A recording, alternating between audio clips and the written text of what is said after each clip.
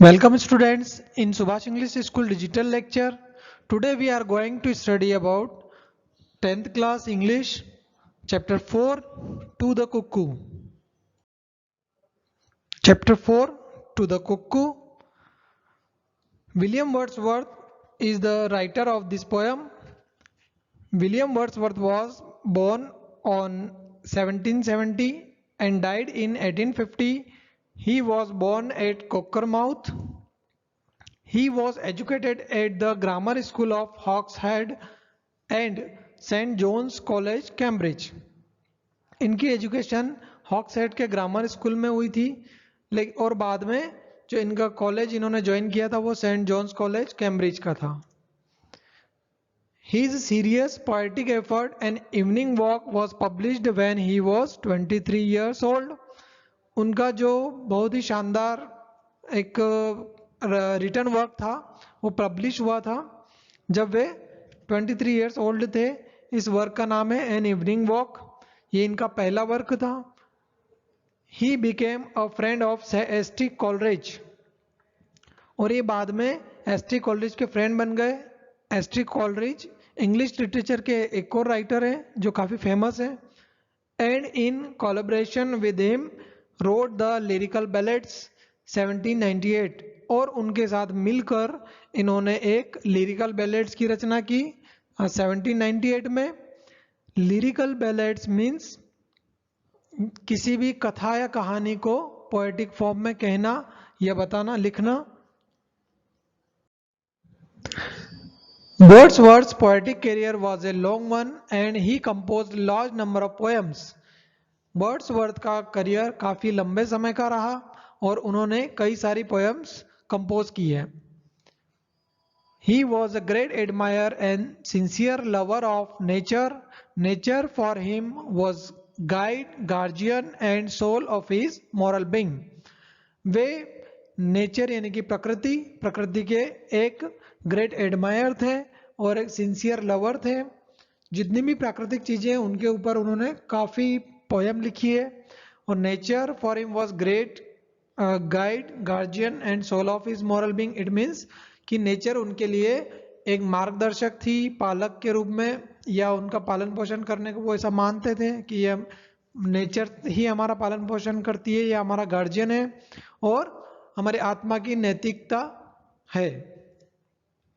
He was a worshipper of nature, वे nature के पुजारी थे।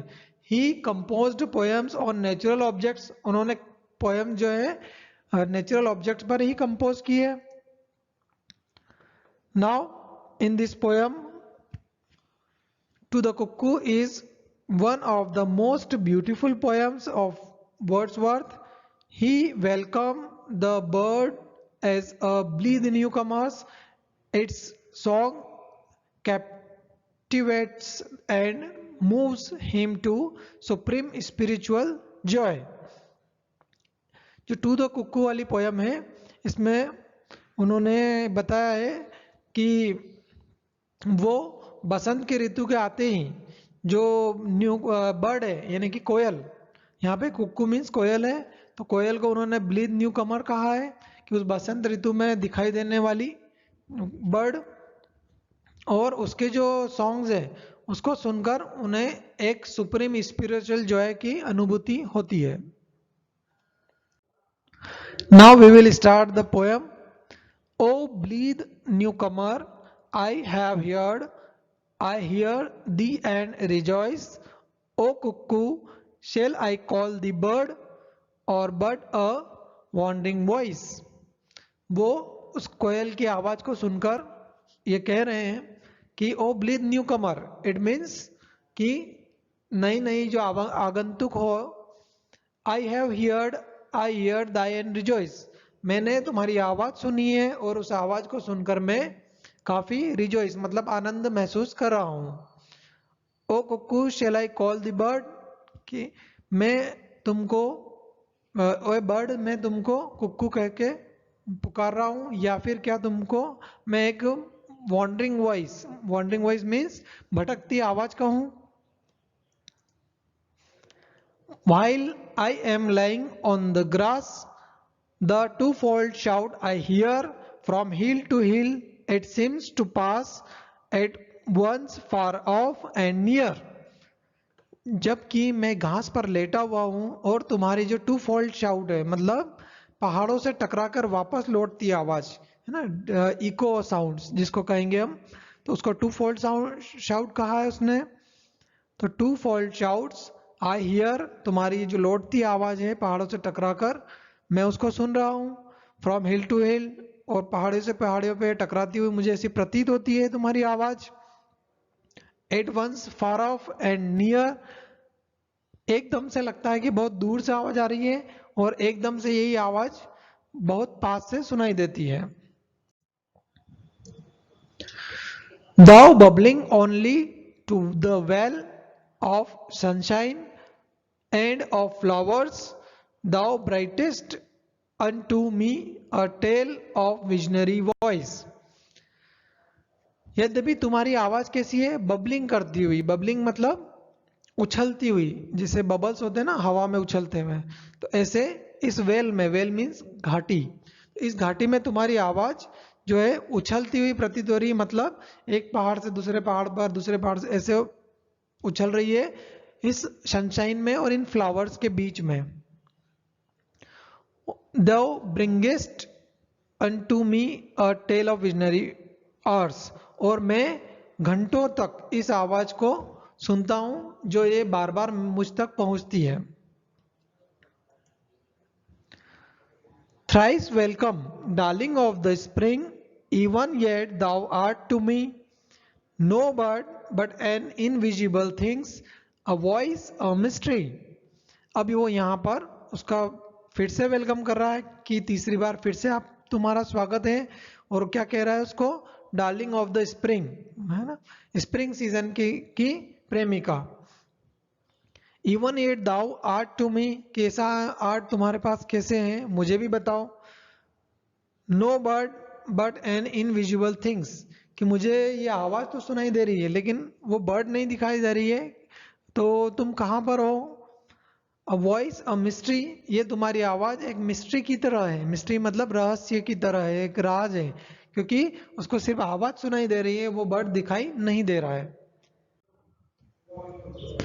The same whom in my schoolboy days I listened to that cry which made me look 1,000 ways in bush and thigh and sky, tree and sky। जब मैं school जाता था या मेरे बचपन के दिन थे, तो स्कूल जाते समय भी मैंने ये आवाज सुनी थी, लेकिन तब मैंने इसको सभी ओर ढूंढा, 1,000 ways मतलब हजारों प्रकार से इसको ढूंढा, कभी बुशेज में, कभी ट्रीज पर, कभी स्काई की ओर देखा, तो ये आवाज मुझे उस वक्त कहीं नहीं दिखाई दी। तो मैंने तुम्हें कभी नहीं देखा था, केवल आवाज सुनी थी। उसके बाद वो कह रहा है to seek the did I often rove, और इस आवाज को तलाशने के लिए मैं अक्सर इधर से उधर भटकता रहा। Through woods and on the green, कभी जंगलों में तो कभी घास के मैदानों में।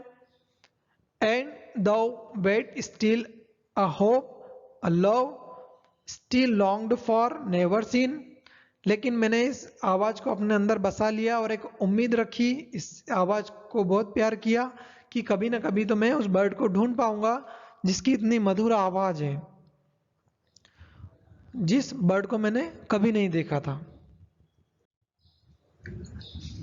And I can listen to the yet, और अब मैं फिर से उसी आवाज को सुन सकता हूं। Can lie upon the plain, जो इस प्लेन के ऊपर से होकर मेरे मुझ तक आ रही है। And listen till I do बिगेट that golden time again, और मैं इसको फिर से सुन सकता हूँ, ये मेरे लिए वही गोल्डन टाइम जो मेरे बचपन का था वैसा वापस जैसे कि लौट आया हो, और मैं इस आवाज को फिर से सुनकर इसका आनंद ले सकता हूँ। O blessed bird, the earth we pass again appears to be an unsubstantial fairy place that is fit home for thee। और वो कह रहा है कि ओ ब्लेस्ड बर्ड मतलब कृपा करने वाले पक्षी, ये जो अर्थ है जहां जहां मैं चल रहा हूं, तुम्हारी आवाज से फिर से ऐसे हो गया है कि बिल्कुल जैसे कि स्वर्ग की धरती हो या फेरी प्लेस हो। और तुम्हारी आवाज ने बिना बिना कारण ही इसको एक स्वर्ग की तरह या फेरी प्लेस की तरह बना दिया है। और ये जो प्राकृतिक वातावरण है, यही तुम्हारा सही घर है। I hope you enjoyed this video. Thank you, students.